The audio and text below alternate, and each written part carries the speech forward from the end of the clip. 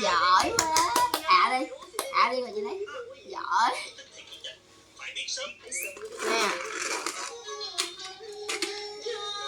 No. Lại chơi thỏ. Nhìn con nước ngoài sông vô tình mua được cái túi đeo kéo có 47 cành mà ông chồng tôi á. Cao 1m85, chân dài 1m23, IELTS 8.0 và ngọc không chỉ đẹp mà còn học tập trong môi trường quốc tế. Cái này á hả? Luyện bằng tiếng Anh. Mở ra hả? Cho tương lai. Vẻ đẹp giúp mở cánh cửa đầu tiên, còn trí tuệ và bản lĩnh mới là cao 1m8. Xây đi. Nghe chồng quen nó nào thắt. Xây đi em.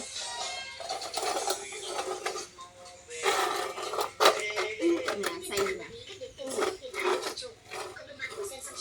Làm da củ cải.